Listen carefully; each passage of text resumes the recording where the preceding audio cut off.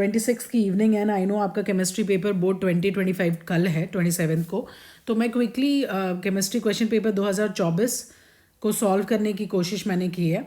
और मैं जो क्वेश्चन पेपर उठाई हूँ वो सेट 1 है। सेट सारे सेम ही होते हैं, बस क्वेश्चन के नंबरिंग इधर उधर होते हैं। तो आप ये चलते फिरते देख सकते हो ताकि आपके टॉपिक्स भी रिवाइज हो जाएं और इससे रिलेटेड क्वेश्चन आप बोर्ड एग्जाम में कल आंसर कर पाओ। First thing this. Second thing is this कि मैंने उन्हीं क्वेश्चंस को सॉल्व किया है जो मैंने आपको पढ़ाया है अभी, ठीक है, सो दैट आप रिलेट कर पाओ। इलेक्ट्रोकेमिस्ट्री के हाफ पढ़ाया था, केमिकल काइनेटिक्स एंड सॉल्यूशंस, ठीक है। तो चलो स्टार्ट करते हैं।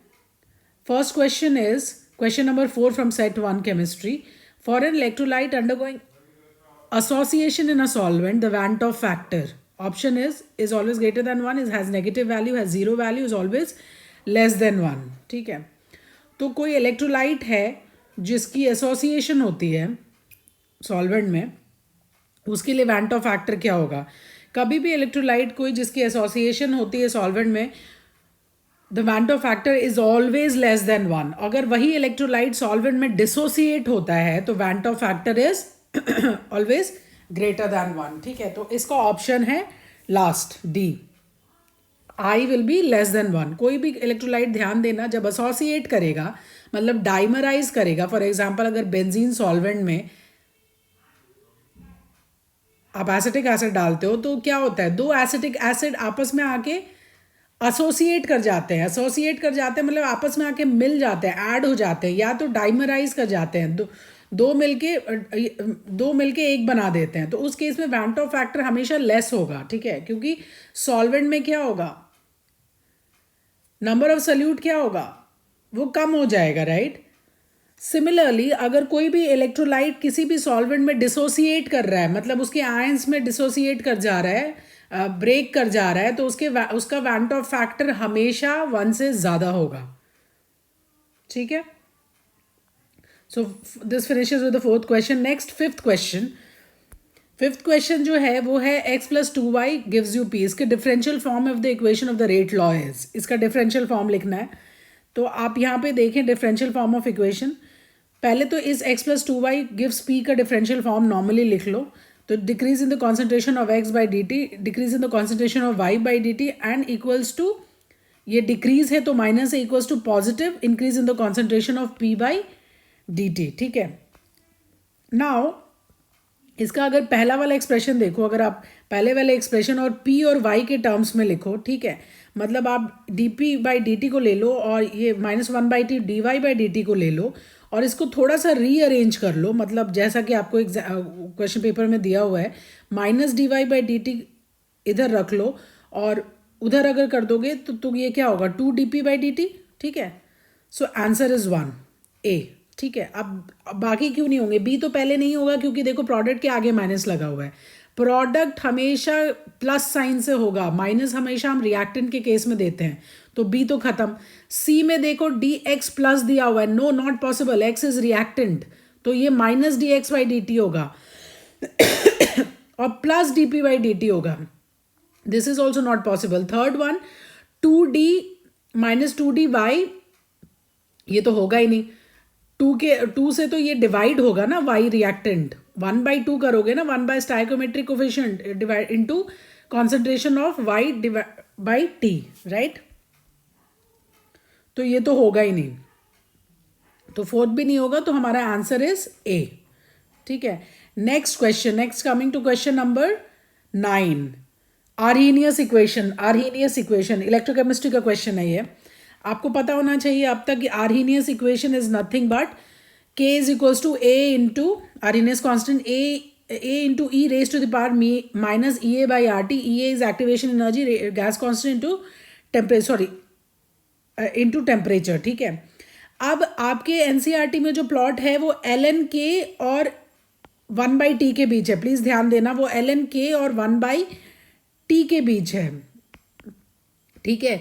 लेकिन आपको यहाँ पे क्या पूछा है, when log k is plotted against 1/t a straight line is obtained, ठीक है, a straight line is obtained.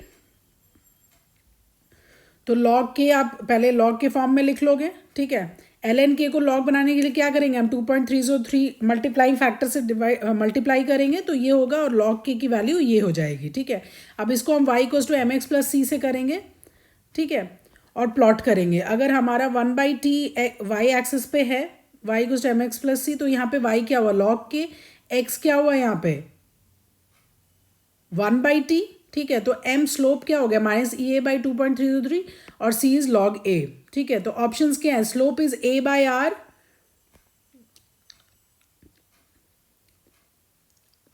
And intercept is ये, रॉन्ग। स्लोप क्या है यहाँ पे ये है, और इंटरसेप्ट क्या है log a, ठीक है।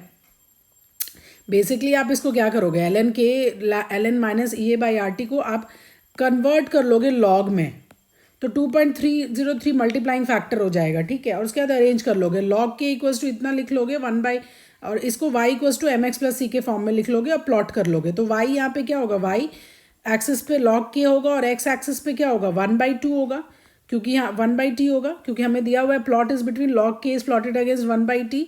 A straight line is obtain, straight line obtain होगा, ठीक है। स्ट्रेट लाइन ये है, स्ट्रेट लाइन नीचे की तरफ जाएगा, क्योंकि हमारा स्लोप क्या है, m की वैल्यू क्या है माइनस में है, मतलब -EA/2.303 r, ठीक है।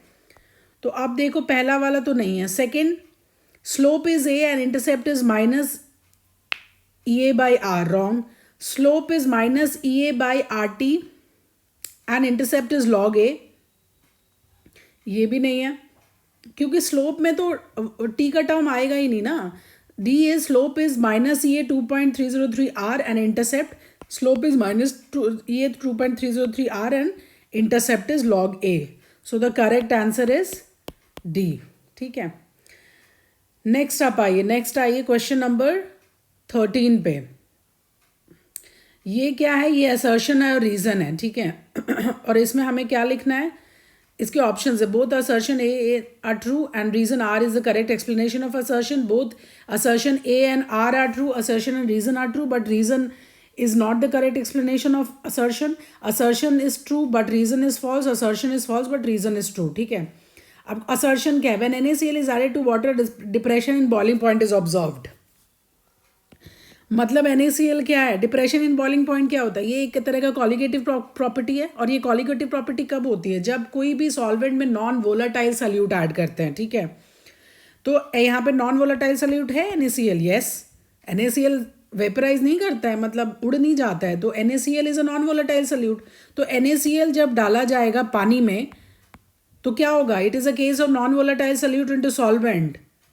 तो इससे क्या होगा, इससे क्या चेंजेस होंगे कॉलिगेटिव प्रॉपर्टी में, पहला relative lowering in vapour pressure, दूसरा एलिवेशन इन बॉइलिंग पॉइंट, तीसरा डिप्रेशन इन फ्रीजिंग पॉइंट, चौथा ऑस्मोटिक प्रेशर। तो when NaCl is added to water depression in freezing point is observed, yes, assertion A is true. Reason NaCl undergoes dissociation in water, no, NaCl की वजह से नहीं, NaCl undergoes dissociation in water,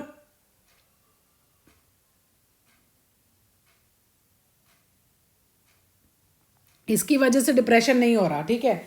तो reason R is true but reason is not for the assertion, ठीक है। Both A and R are true, लेकिन R is not the reason of assertion, मतलब A statement का reason R नहीं होगा। तो कौन सा केस होगा हमारा, B। Both assertion and reason are true but reason R is not the correct explanation of assertion A, ठीक है। Now question number 18. Define molecularity of reaction state, one condition in which the bimolecular reaction may be kinetically of first order. तो molecularity क्या होती है, molecularity is defined as, आप जब लिखोगे तो बहुत क्लियरली लिखना, अंडरलाइन करना इंपॉर्टेंट पॉइंट्स को, ठीक है। और हमेशा क्वेश्चन को ऑर्डर में करने की कोशिश करना, अगर कोई क्वेश्चन का आंसर नहीं आ रहा तो वहाँ पे स्पेस छोड़ देना, बाद में रिविजिट करना और वहाँ पे लिखना, ठीक है, सोचकर। सो molecularity is defined as number of reacting species, इसको अंडरलाइन करना है, in an elementary reaction which collide to give the chemical reaction, ठीक है।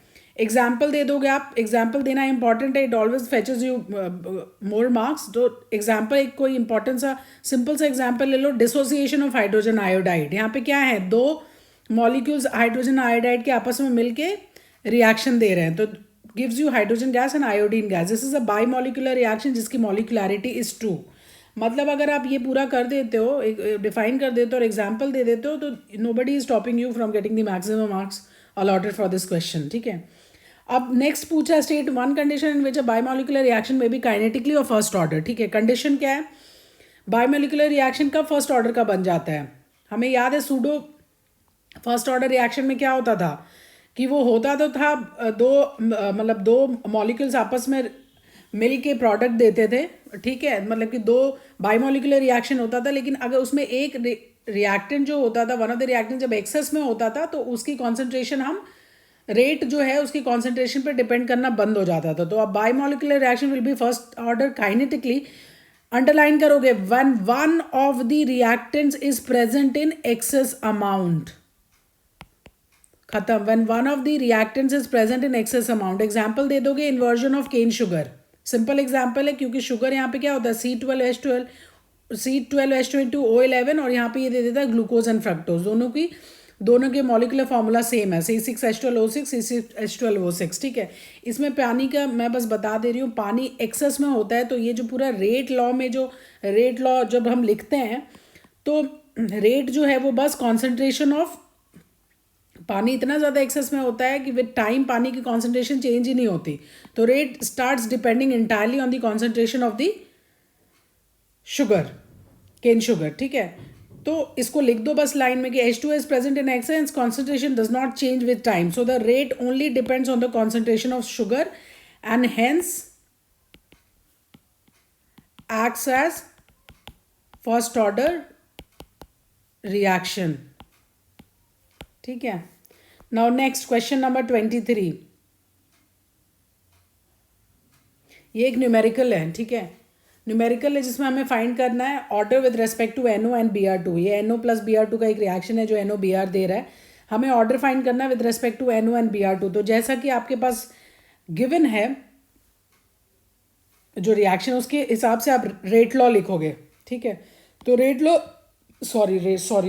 सारे एक्सपेरिमेंट्स के लिए क्या होगा, पहला rate is KNO raise to the power X and Br2 raise to the power Y, ठीक है। सिमिलरली सारा ऐसा लिखोगे।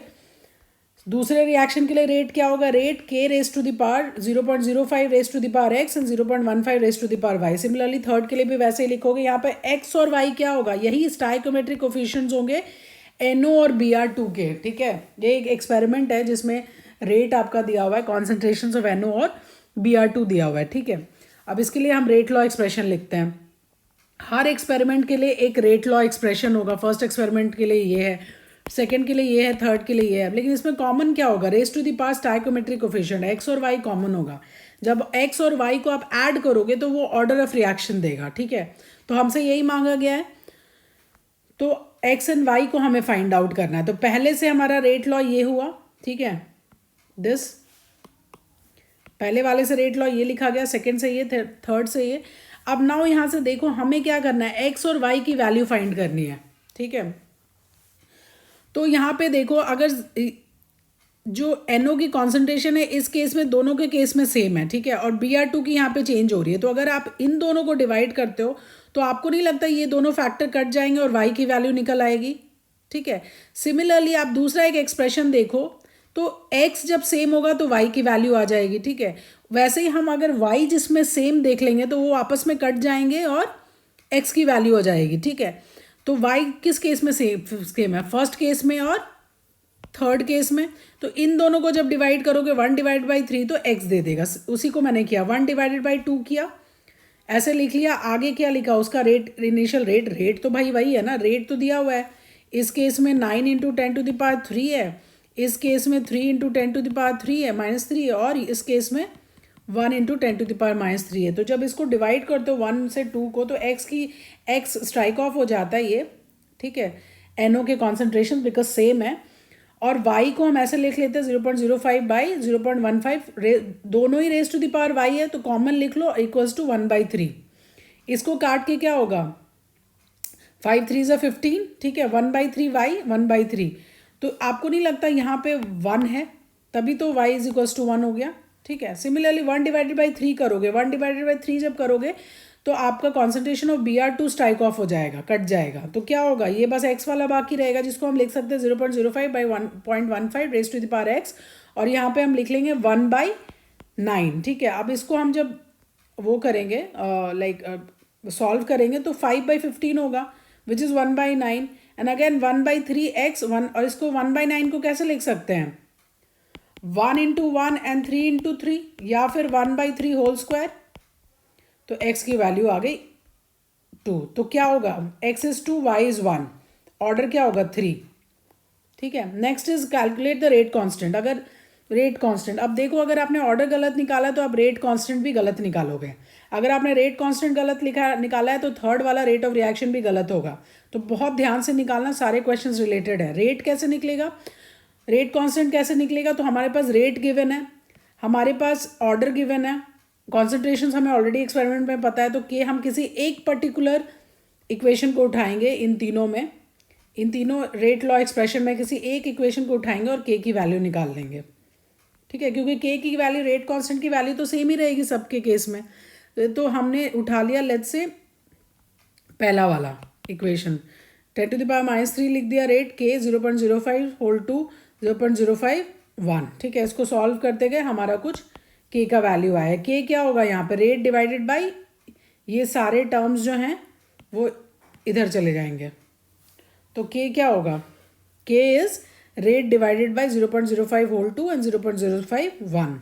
इससे हमारे पास कुछ रेट कांस्टेंट आ गया।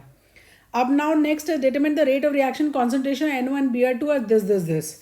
नाउ अभी हम रेट ऑफ रिएक्शन निकालना। रेट ऑफ रिएक्शन ये क्वेश्चन में कब दिया हुआ है, जब NO की कॉन्सेंट्रेशन 0.05 है एक एक्सपेरिमेंट में और 0.05 है Br2 की, दूसरे एक्सपेरिमेंट 0.05 0.15, तब रेट अलग है। अब हमें रेट निकालना है जब कॉन्सेंट्रेशन जो है वो NO और Br2 की अलग दी हुई है विच इज़ 0.4 एंड 0.2। अब आपके पास रेट कॉन्स्टेंट आ गया तो आप रेट लॉ एक्सप्रेशन पहले ही आपको पता है क्योंकि ऑर्डर भी हमें पता है। तो रेट इक्वल्स टू के 0.4 लिख दोगे concentration raise to the power 2 and 0.2 raise to the power 1, क्योंकि एक्स और वाई की वैल्यू भी हमें पता है और के की वैल्यू हमने डिटरमिन कर ली है। इस तरीके से हम रेट निकाल देंगे और यूनिट होगा मोल पर लीटर पर सेकेंड। हिंट के लिए आप देखो इनिशियल रेट जो लिखा हुआ है उसी यूनिट्स में होगा, ठीक है। Now going to the next question that is 31। मैं वही क्वेश्चन सॉल्व कर रही हूँ जो मैंने अब तक कराया है। 31 क्वेश्चन कहता है the same temperature CO2 gas is more soluble in water than O2 gas which one of the following will have higher value of KH and Y, ठीक है। टेम्परेचर कांस्टेंट है और कह रहा है कि CO2 गैस जो है वो वाटर में ज़्यादा सोल्यूबल है O2 से। Which one of them will have higher value of KH and Y। KH क्या है, हेनरीज लॉ कांस्टेंट है। तो ये क्या है, हेनरीज लॉ का वो है क्वेश्चन है। हेनरीज लॉ में हमने क्या पढ़ा था कि partial pressure of the gas या vapour pressure of the gas, हमने क्या पढ़ा था, partial pressure of the gas या vapour pressure of the gas is directly proportional to the mole fraction of the gas. और मोल फ्रैक्शन को हम solubility of the gas भी कहते हैं, ठीक है। मोल फ्रैक्शन को हम सॉल्युबिलिटी ऑफ द गैस भी कहते हैं और प्रोपोर्शनलिटी हटाने के लिए हमने हेनरीज लॉ कांस्टेंट लिखा था। तो क्या हम ऐसे लिख सकते हैं कि mole fraction of the gas, just इसको उल्टा कर लिया तो mole fraction of the gas is equals to pressure of the gas divided by KH। अब किसी भी पर्टिकुलर प्रेशर पे मान लो हम प्रेशर कांस्टेंट रखते हैं एट अ गिवन प्रेशर, आपको नहीं लगता mole fraction of the gas will be inversely proportional to the Henry's law constant, ठीक है।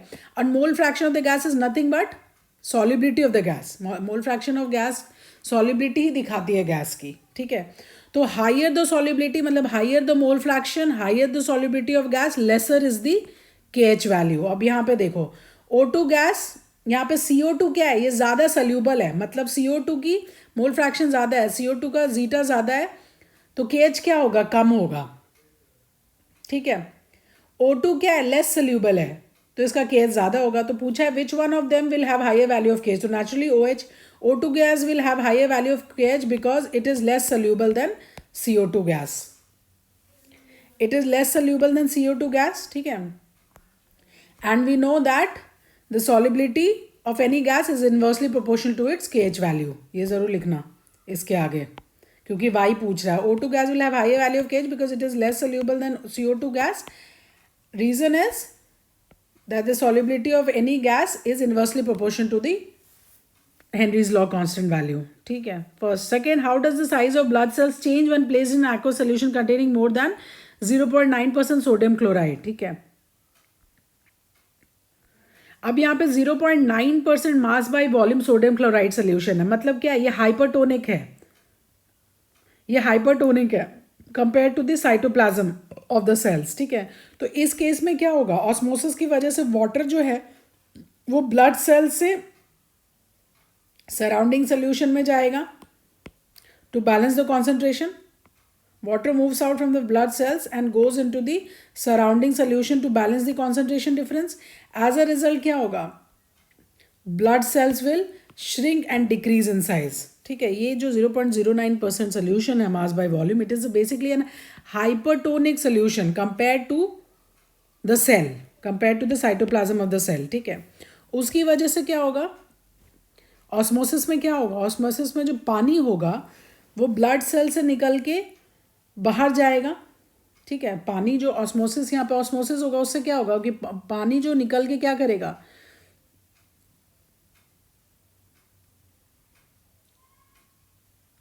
वो ब्लड सेल से निकल के, क्योंकि you have to balance the concentration ना, तो ब्लड सेल से निकल के वो सोल्यूशन में जाएगा। तो इसकी वजह से क्या होगा, पानी जब ब्लड सेल से निकलेगा तो क्या होगा, ब्लड सेल्स छोटे हो जाएंगे, मतलब they will shrink and decrease in size, ठीक है। So that is all for today.